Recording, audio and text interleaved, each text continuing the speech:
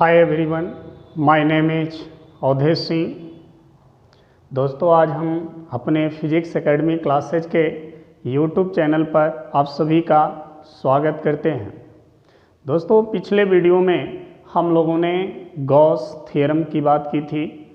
आज हम गॉस प्रमेय का अनुप्रयोग की बात करेंगे कि गॉस नियम का अनुप्रयोग हम कहाँ कहाँ पर लागू कर सकते हैं और किस लिए कर सकते हैं। ठीक है, तो गॉस प्रमेय के अनुप्रयोग का जो पहला अनुप्रयोग है वो है हमारा अनंत लंबाई के आवेशित सीधे तार के कारण विद्युत क्षेत्र।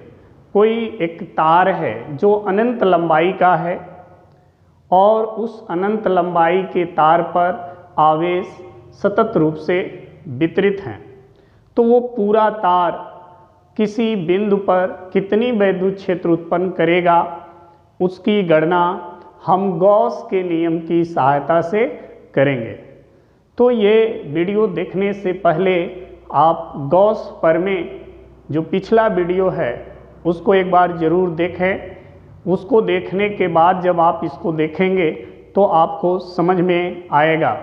ठीक है, क्योंकि ये अनुप्रयोग जो हमारा है वो गॉस प्रमेय पर आधारित है। तो गॉस प्रमेय जब हमको अच्छे से समझ में आएगा तभी हम इस अनुप्रयोग को भी अच्छे से समझ पाएंगे। तो चलिए हम स्टार्ट करते हैं अपना ये अनुप्रयोग, अनंत लंबाई के आवेशित सीधे तार के कारण विद्युत क्षेत्र। इसके लिए दोस्तों हम करते क्या हैं, एक अनंत लंबाई का तार लेंगे। ठीक है, तो ये हम एक अनंत लंबाई का सीधा एक तार हम लेते हैं जिसकी लंबाई हम अनंत मान लेते हैं। ये एक अनंत लंबाई का सीधा तार है। इस तार पर एक समान रूप से आवेश वितरित है।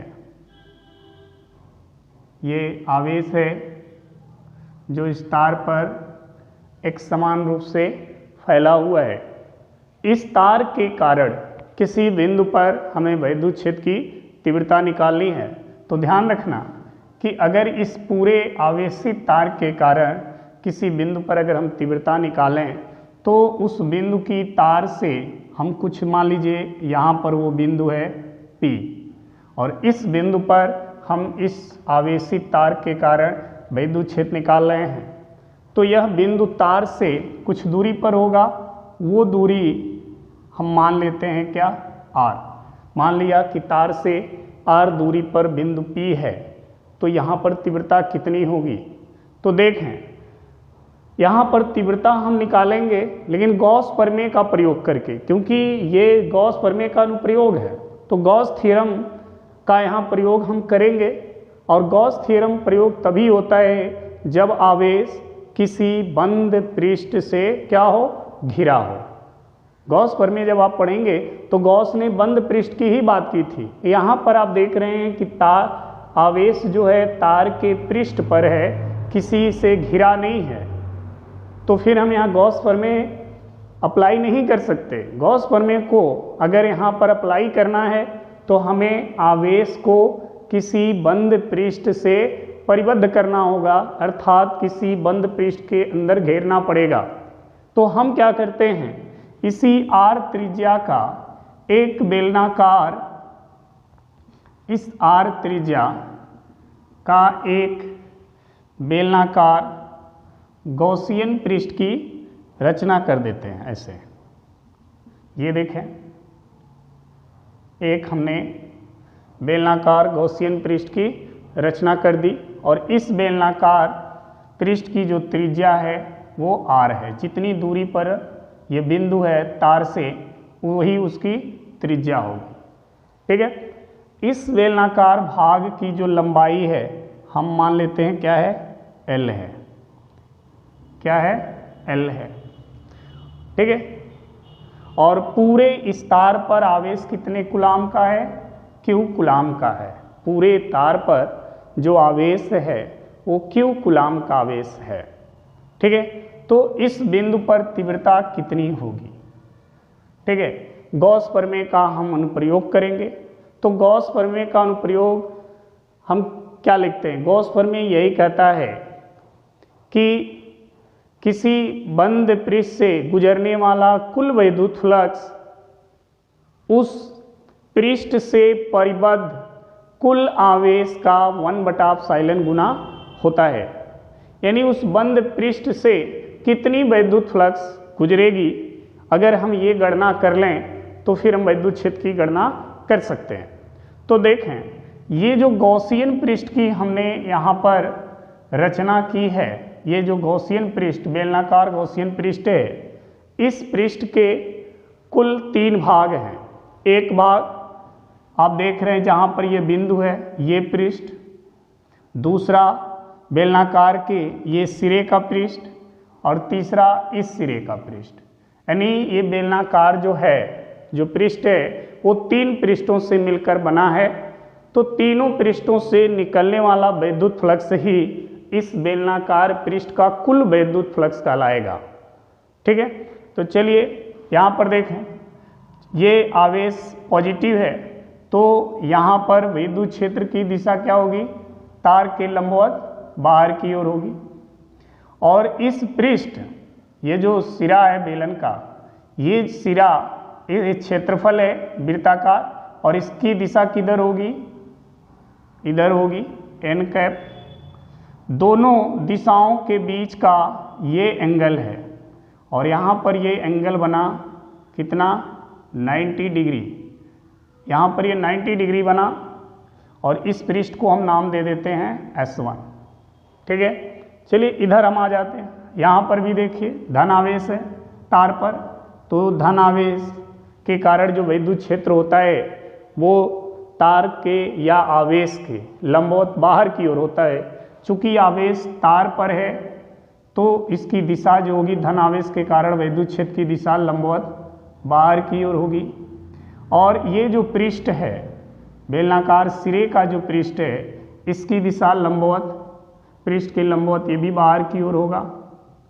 ठीक है, यहाँ भी देखें दोनों दिशाओं के बीच का जो कोण है वो बना 90 डिग्री। इसको हम मान लेते हैं S2 पृष्ठ। ठीक है, यहाँ पर आए जहाँ पर हम विद्युत क्षेत्र की तीव्रता निकाल रहे हैं। यहाँ पर हम एक छोटा सा एक पृष्ठ ले लें, इसका बिंदु P के चारों तरफ एक छोटा सा पृष्ठ। यहाँ पर भी देखें विद्युत क्षेत्र की दिशा क्या होगी? पृष्ठ के लंबवत बाहर की ओर, क्योंकि आवेश धन आवेश है तो विद्युत क्षेत्र की दिशा तार के लंबवत बाहर की ओर होगा। ये जो पृष्ठ है, इस पृष्ठ की भी दिशा होगी, और वो दिशा भी पृष्ठ के लंबवत बाहर की ओर होगी। ये तो यहाँ पर दोनों दिशाएं सेम हैं, तो थीटा बनेगा 0 डिग्री, थीटा बनेगा 0 डिग्री। और ये जो पृष्ठ है इसको हमने मान लिया S3। ठीक है, और ये छोटा सा जो पृष्ठ हमने लिया है इसको हम एज्यूम कर लें, क्या इसको हम मान लें ds। इसका परिमाण क्या है? ds है। ठीक है, और इसका क्षेत्रफल सदिश की बात करेंगे तो वेक्टर ds हो जाएगा, क्योंकि हर क्षेत्रफल का दिशा होती है और वो दिशा उस क्षेत्रफल के लंबवत बाहर की ओर होती है। ठीक है, समझ में आ रहा है? ध्यान दें, हमारा जो गॉस नियम कह रहा है वो ये कह रहा है कि अनंत लंबाई के आवेशित सीधे तार के कारण विद्युत क्षेत्र, कोई सीधा तार हो और वो आवेशित हो, अर्थात उस पर आवेश समान रूप से वितरित हो, तो वो पूरा तार कितना विद्युत क्षेत्र उत्पन्न करेगा, इसी की गणना गॉस नियम की अनुप्रयोग के आधार पर हम करेंगे। ठीक है, तो हम एक सीधा तार ले लिए अनंत लंबाई का, उस पर हमने धन चार्ज एक सतत रूप से वितरित कर दिया। अब इसके कारण हमें विद्युत क्षेत्र की तीव्रता निकालनी है, लेकिन गॉस नियम की सहायता से। तो गॉस नियम हमेशा बंद पृष्ठ की बात करता है। गॉस नियम तभी अप्लाई होता है जब आवेश बंद पृष्ठ के अंदर हो। यहाँ पर जो आवेश है वो तार के ऊपर स्थित है, तो गॉस प्रमेय लागू नहीं हो सकता। इस आवेश को परिबद्ध करना है, किसी बंद पृष्ठ से घेरना है, तो हम क्या करते हैं इसके चारों तरफ एक बेलनाकार गॉसियन पृष्ठ बना लेते हैं। गॉसियन पृष्ठ क्या होता है, पिछले वीडियो में आप जाकर देखें, जिस बंद पृष्ठ की हम बात करते हैं वही गॉसियन पृष्ठ कहलाता है। तो इस तार के चारों तरफ हम एक बंद पृष्ठ अर्थात बेलनाकार पृष्ठ की रचना करते हैं, ताकि इस तार के कुछ आवेश इस बेलनाकार पृष्ठ के अंदर क्या हो, परिबद्ध हो जाए। जैसे ये कुछ आवेश बेलनाकार पृष्ठ के अंदर परिबद्ध होंगे तो फिर गॉस प्रमेय हमारा अप्लाई हो जाएगा। ठीक है, तो देखिए हमने एक बेलनाकार गॉसियन पृष्ठ की रचना की। इस बेलनाकार पृष्ठ की जो लंबाई है वो है L और इसकी त्रिज्या जो है वो है R। R त्रिज्या जो है तार से जिस बिंदु पर तीव्रता निकालनी है उस बिंदु की दूरी है, तो उसी दूरी को हम त्रिज्या मानकर एक बेलनाकार पृष्ठ की रचना कर देते हैं। ठीक है, अब ये बेलनाकार पृष्ठ के 3 भाग हैं। पहला भाग है S1 यानी बेलन का एक सिरा, दूसरा भाग है S2 बेलन का दूसरा सिरा, और तीसरा भाग है बेलन की लंबाई वो है S3। अब तीनों स्थान पर हम वैद्युत क्षेत्र की दिशा और उस पृष्ठ की दिशा की चर्चा करें तो देखें आवेश धन आवेश है तार पर, तो धन आवेश की दिशा जो होती है, धन आवेश के कारण जो वैद्युत क्षेत्र उत्पन्न होता है उसकी दिशा आवेश के लंबवत बाहर की ओर होगी। तो ये धन आवेशित है तो इसके लंबवत क्या होगा, बाहर की होगी वैद्युत क्षेत्र ही। और जो ये सिरा है, जो पृष्ठ है S1, उसकी दिशा उस पृष्ठ के लंबवत बाहर की ओर होगी n कैप के रूप में। अब ये दोनों एक दूसरे के लंबवत हैं तो दोनों के बीच का एंगल क्या है, 90 डिग्री। इसी तरह से अगर हम इस पृष्ठ बेलन के दूसरे पृष्ठ सिरे की बात करें जिसको हमने S2 माना है, यहाँ पर भी देखें वैद्युत क्षेत्र की दिशा तार के लंबवत बाहर की ओर, और यहाँ पर इस पृष्ठ की दिशा तार के लंबवत भी बाहर की ओर। तो यहाँ भी देखें दोनों दिशाओं के बीच का एंगल क्या बना, 90 डिग्री। बट जब हम इस पॉइंट पे आते हैं बिंदु P पर, तो यहाँ पर जब हम वैद्युत क्षेत्र की बात करते हैं तो यहाँ पर देखें वैद्युत क्षेत्र की दिशा चूंकि धन आवेश है तो देखिए लंबवत बाहर की ओर, जैसे यहाँ है जैसे यहाँ वैसे यहाँ भी दिशा है। परंतु ये जो पृष्ठ है, ये एक छोटा सा जो हमने पृष्ठ लिया है जिसका परिमाण ds है, ये वो उसकी भी दिशा है और उसकी भी दिशा लंबवत बाहर की ओर ही होगी। तो यहाँ पे दोनों दिशाएं सेम हो जाने से थीटा क्या बनेगा, 0 डिग्री। क्लियर। तो 3 पृष्ठ हैं बेलन के, तीनों में 2 सिरों पर जो थीटा बन रहा है और 90 डिग्री बन रहा है, और जो लंबाई वाला पृष्ठ है उस पे जो वैद्युत क्षेत्र और पृष्ठ की दिशाओं के बीच का जो कोण है वो है 0 डिग्री। तो इस पूरे बेलनाकार पृष्ठ से गुजरने वाला कुल वैद्युत फ्लक्स का मान कितना होगा, तो देखें संपूर्ण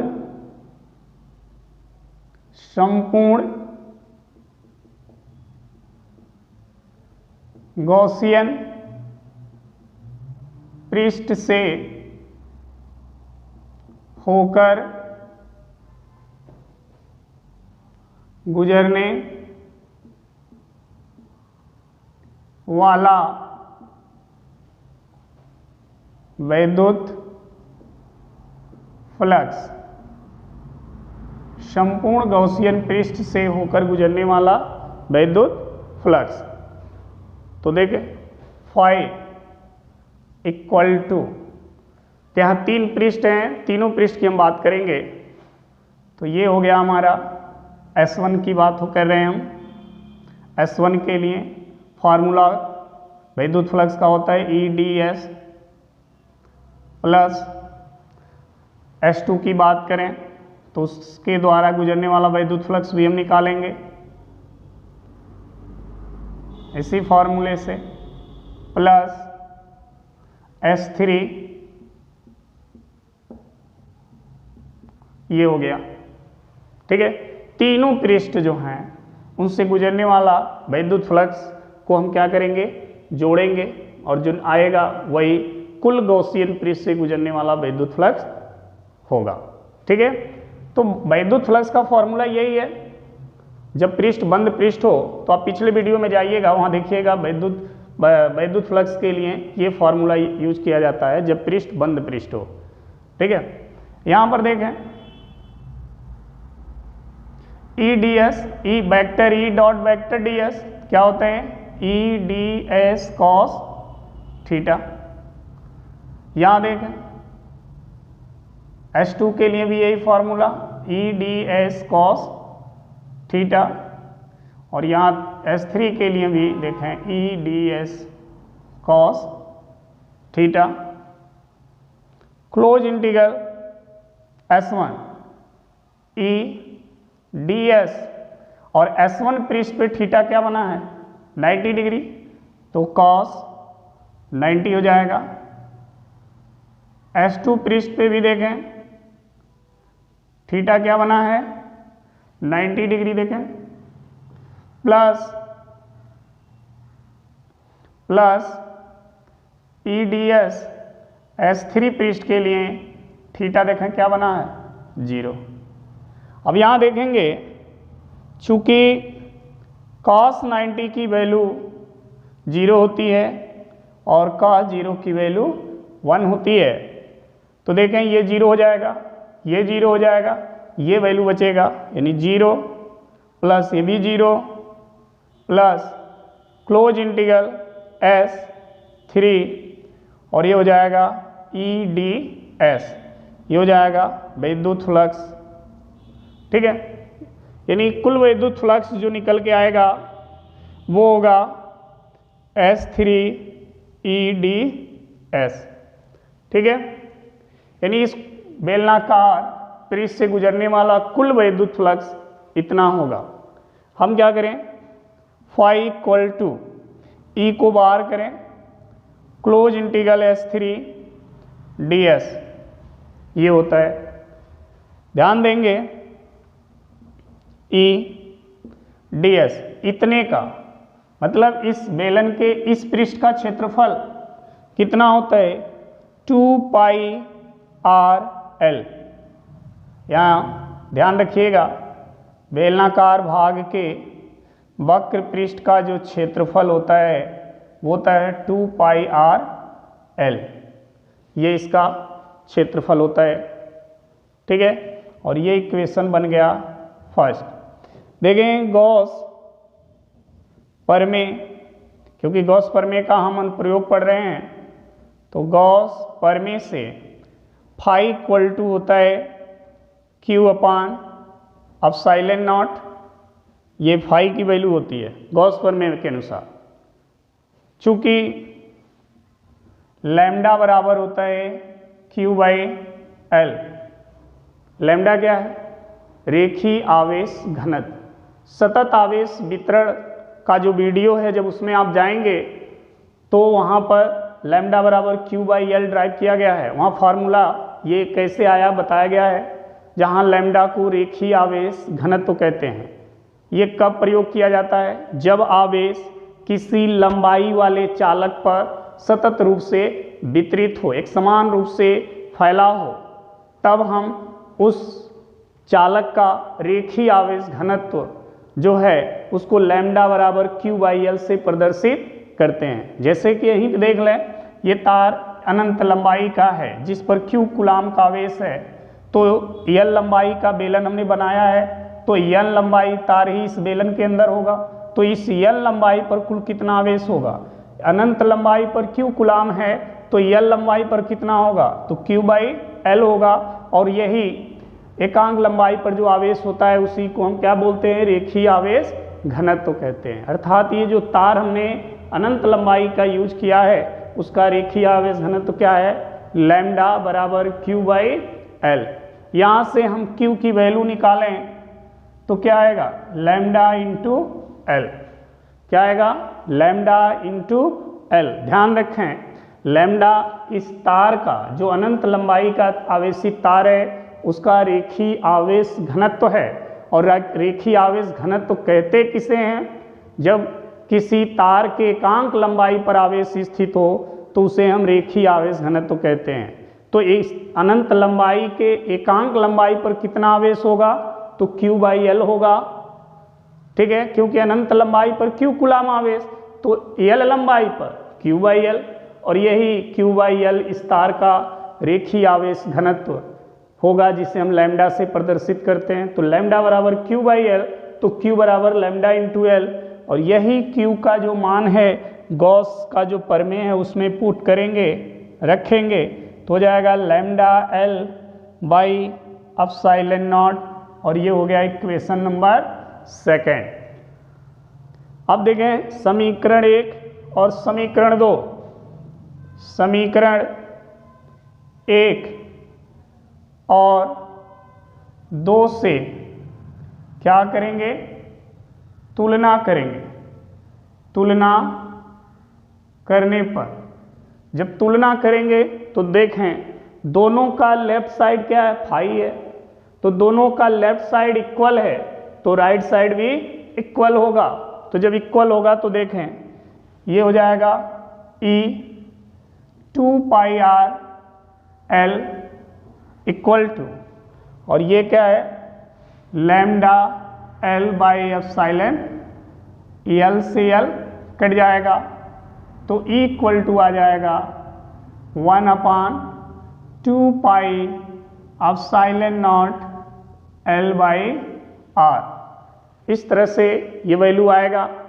हम चाहें इसको तो आप 4 करेंगे तो ऊपर 2 से मल्टीप्लाई करना पड़ेगा। हम इसे इस तरह भी लिख सकते हैं, या इसी को हम इस तरह भी लिख सकते हैं 4 pi epsilon naught 2L by R, sorry lambda है, एल से एल कट गया, लैम्डा है तो 2 लैम्डा बाई आर, हम इस तरह भी लिख सकते हैं। ठीक है, तो किसी अनंत लंबाई के आवेशी तार के कारण जो विद्युत क्षेत्र उत्पन्न होगा उसका फॉर्मूला ये होगा। अगर इसे हम सदिश रूप में लिखें, सदिश के रूप में अगर लिखेंगे तो ये होगा 1/4 pi epsilon naught 2 lambda by R N cap, जहाँ एन कैप क्या है, बिंदु P पर विद्युत क्षेत्र के दिशा में क्या है, एकांक सदिश है, जहाँ एन कैप बिंदु P पर क्या है, त्रिज्य दिशा में एकांक सदिश है, त्रिज्य दिशा में एकांक सदिश है। ठीक है, तो किसी अनंत लंबाई के आवेशी तार के कारण विद्युत क्षेत्र की तीव्रता हमने यहाँ पर ज्ञात किया है। ठीक है, यहाँ पर कुछ स्थितियाँ भी हम देख लें। स्थितियाँ ये है कि यदि ये तार धनावेशित है, इस पे धनावेश हैं, तो विद्युत क्षेत्र की तीव्रता इस तार के लंबवत बाहर की ओर होगा।